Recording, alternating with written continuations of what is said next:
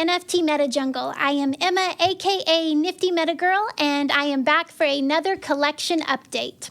Today I'm going to highlight 4 iconic pieces that I have had the opportunity to add to my collection. And in talking about those pieces, I'd also like to introduce you to an organization within the space that is achieving amazing things to help improve and help encourage Web3 development for photography and for collectors.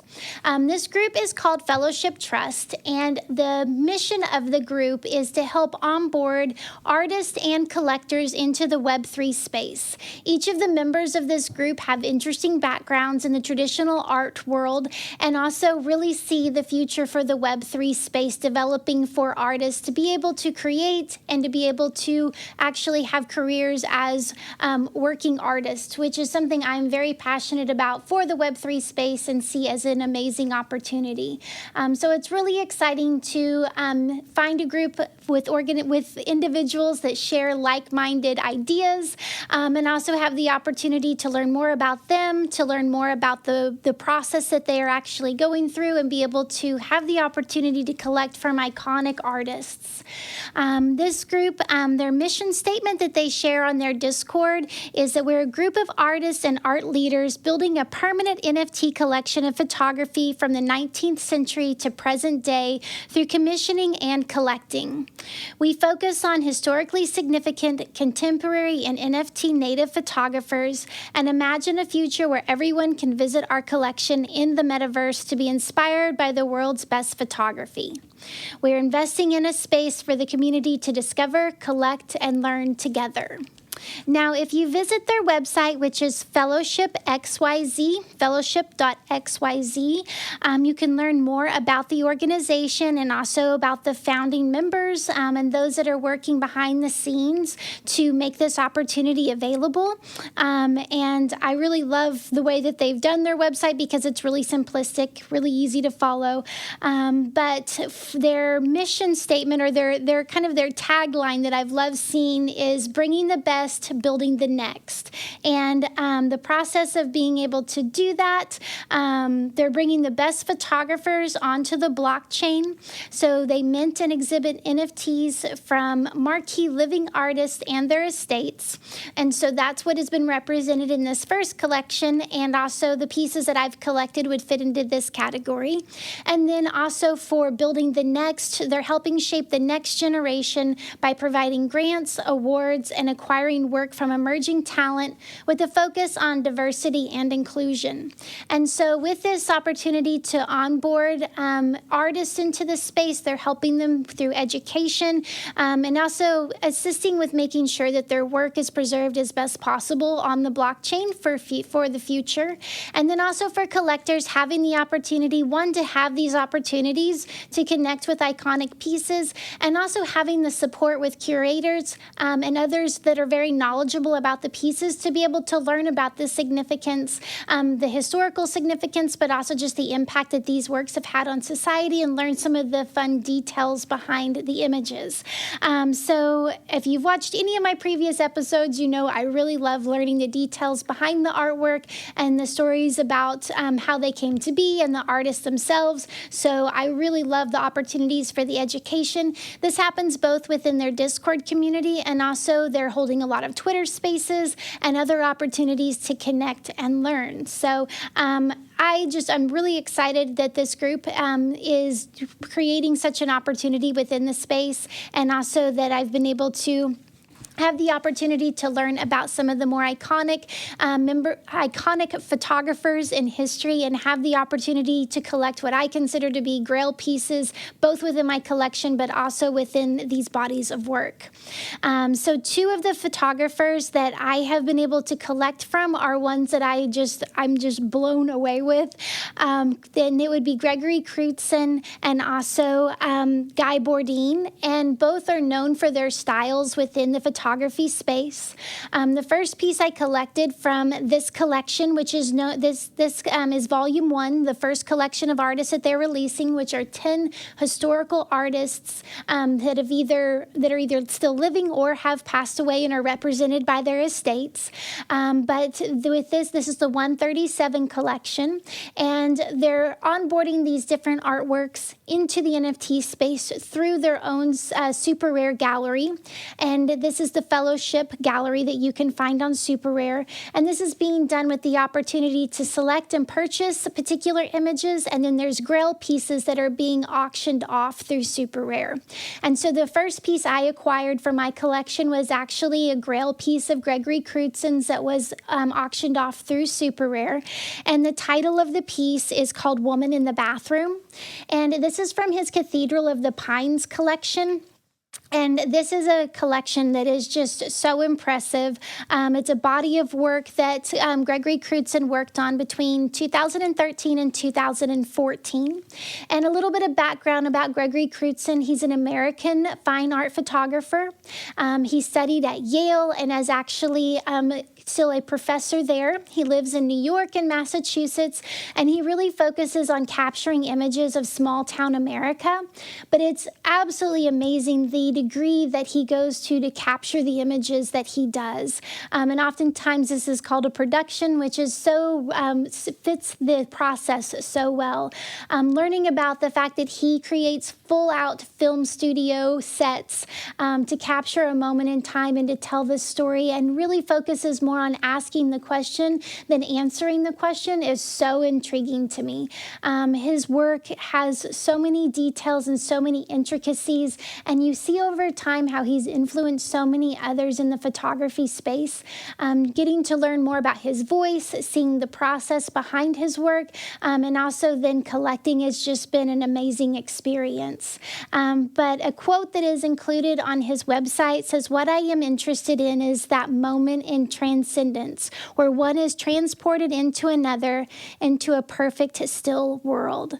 And each of these images really do embody that message. And the first image of his that I collected, like I mentioned, is entitled Woman in the Bathroom, and it was captured in 2013. And his Cathedral of the Pines collection, just a little bit of information about the collection itself. It was produced in the rural woodlands surrounding Beckett, Massachusetts, a small town that was first settled in 1740. And there's always this eerie sensibility about each of these images. In fact, with most of his work, it says in the description here that the loneliness and alienation of his subjects are deeply pronounced, and the cool blue and green hues that saturate the frames characterize the emotional content to pair with the unusual encounters received by their viewers. Now, as you look at these images, you can tell that there's another story happening, but you don't know what the story is. And this particular image is of a nude woman standing in the mirror, and there's details that can hint to different elements of her life. The question's raised as to if there is something else within the bathroom that has captured her attention that she's staring at, or if it is something that's just captured her attention in her mind. But a lot of you can relate to these, but yet you don't know for sure if you are relating to the emotion that she is feeling. And the image itself, I would love to be in a museum and be able to watch as people are taking in the experience of seeing these images and taking in all the different elements. You notice that there's a reflection in the mirrors that show each side of her. And it's just the whole story and the way that he puts together a scene and the time and attention given to every single detail is just absolutely incredible. So I'm so thrilled to have this grail piece within my collection and have the connection with this body of work. An amazing detail that I learned after collecting the piece is the woman that's actually photographed is actually Gregory's partner. And for me, that adds a whole another level of significance to the piece. It's just absolutely fantastic. Like each of his images, you are just captivated and transported into this moment in time. And so definitely feel that with this particular piece. The other piece that I was able to collect from Gregory's is called Beneath the Bridge. This was captured in 2014, and it is a beautiful image of this old stone bridge scene. And when you look closely, you see two women standing there on the shoreline, and both are nude, but one is holding a baby. And I love, as you look deeper into the detail, you pay attention to the placement of the clothes on the stone block there that is also on the shoreline, their emotion, their expressions on their face, what they could be feeling, what the point, what the story here really is. And then also the beauty of the river, the stonework, this moment in time that's captured, that many people probably have actually been on that shoreline and swim in these waters. And, this moment in time. And again, the question that's answered is so much more important than the answers that could be provided. But I love that you can apply different storylines to each of them, and also the questions that are still left behind. And so the opportunity to learn more about these images and his vision behind them are so interesting. These are the two pieces that I've collected of Gregory's collection, and especially the Cathedral of the Pines collection. However, I highly encourage you to look into the other images within the collection. There's a full series that were captured here in this area, and each one is just absolutely amazing. And as you're looking through the collection, it's amazing to notice the details that you see. So there's a series that are captured within different home settings, and when you look out the window, you can see similar houses throughout different angles of the windows, and just you grow this whole series into it's like watching a still movie, or gaining this understanding from each image that is happening there and what's happening with each of the characters within the story. But his work is absolutely mesmerizing. If you haven't watched Brief Encounters, which is a documentary that actually chronicles his making of Beneath the Roses, and also a few details leading up to this collection, you definitely should. The time, attention, and detail that goes into capturing each of these images is just absolutely amazing. It really makes you connect to the artwork and understand just everything that goes into making these. And you definitely cannot look at one of these images the same after you have watched that documentary. So I encourage everyone to do so. But again, really excited to be able to collect these Grail pieces. There will be others released. There's other collections available. These again have been auctioned off and or made available for purchase through Super Rare. I believe Beneath the Roses is the next series that is going to be introduced by Fellowship, so I'm really excited to see how that develops. Another series, which is called Dream House, has also been introduced, and those are really interesting as well. And so I look forward to seeing how this collection progresses. And also, it's understood that Gregory is very excited about the Web3 space, so it's really amazing to see these works being introduced into Web3 at this point in his career. So super excited to see where that develops. Another artist that I've been able to collect from this series is Guy Bourdin, and this is actually through his trust, through his estate. Guy Bourdin was a French photographer who lived from the 1920s through 1991, and he revolutionized the fashion photography industry. I actually love fashion photography, so this was the first artist from this series that I really loved. I really connected with on the pieces just from that visual interest. It's amazing how he's taken fashion photography and made them an actual art piece and a story, and something that is more than an ad in a magazine. And so thinking about, the 1950s, when his artwork started showing up in Vogue and Harper's Bazaar, it's really exciting to think about that process and how fashion was being used to tell stories. A lot of these ads ads you'll notice they might feature a pair of shoes, which was oftentimes the case, or lingerie, or whatever that they may be marketing. However, it did it in a way in which it was an art piece all of itself. And so it's been really exciting to learn more about Guy Bourdin and through his process and about the work that he created, and also seeing the change in his artwork over the decades of his photography. And again, his first artwork was in February of 1953 in Vogue, and he continued to be an influential photographer and regular photographer for Vogue through 1980. His work has also been collected by really important institutions like Tate in London, MoMA, San Francisco Museum of Modern Art, and Getty Museum. But he shot campaigns for Chanel, Charles Bourdin, Pentex, and Bloomingdale's, in addition to shooting regularly for Vogue and Harper's Bazaar. So the history and the impact that he has had in the fashion industry is really, really exciting. And I love looking through the different images that have been introduced throughout this collection. And a little bit more information about Guy Bourdin's style that is included in the description of his pieces. Bourdin's practice was one that made up its own rules while exploring the arenas of surrealism, theatricality, and sublimity. To the extent that a photographer's job is to show viewers interpretations of the world, Bourdin's pictures crafted worlds in which there was no such thing as ordinary, and that all visions were cloaked in alluring and provocative sexuality. The genius that is stamped upon the legacy of Guy Bourdin is found in his inventfulness, enthusiasm, and fearlessness, qualities that define great art, great fashion, and great eroticism in equal measures.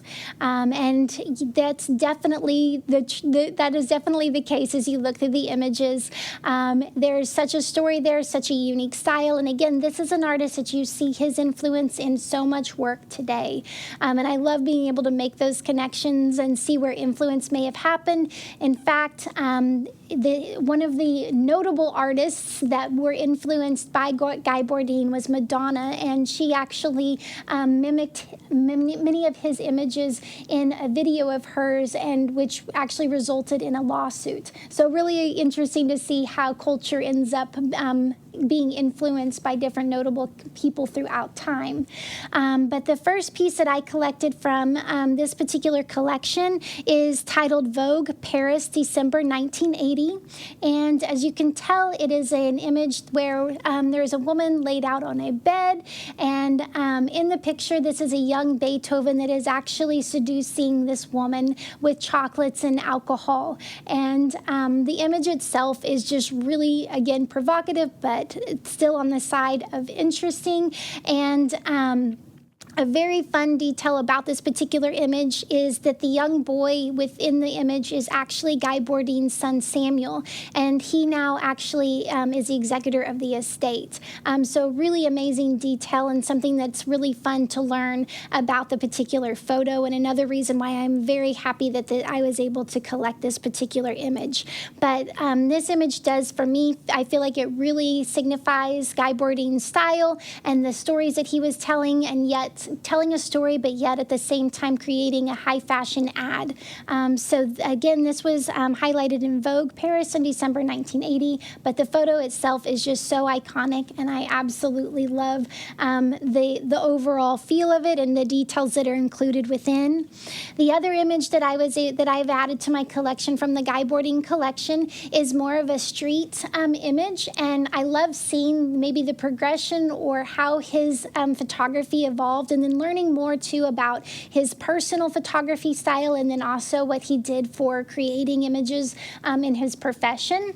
And so he also really enjoyed doing street photography and has a number of pieces that would fit into that genre, more candid shots. And I've learned through collecting that I do really enjoy street photography.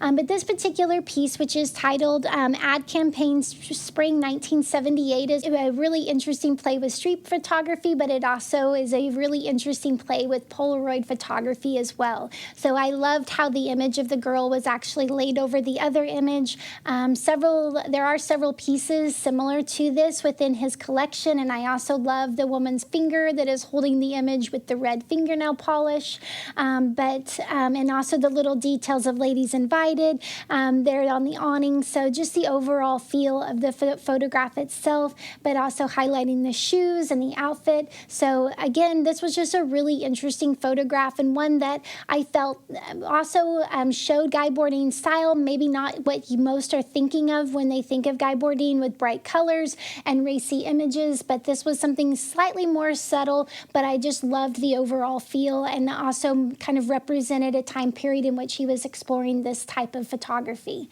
So again, really excited to have this piece in my collection as well. There's so much of Guy Bourdin's work that is so fun to pour through and to take in, and also to look into different books that he's produced. There's 13 different photo books that are highlighted on his website, and also being able to think about the places that these works have been displayed, and to be able to have the only digital copy of each of these images within my collection is something that I think for the future is going to be extremely important, and something as a collector that I appreciate that Fellowship Trust is so transparent about is actually documenting that these are one-of-one images, and that this will be the only digital file of this particular image, which I think is so important for the space. That is something we talk about that is being developed, is what does it mean for defining some of these images. So I really appreciate that from the get-go, it's a group that understands that concept for what it will mean for the future,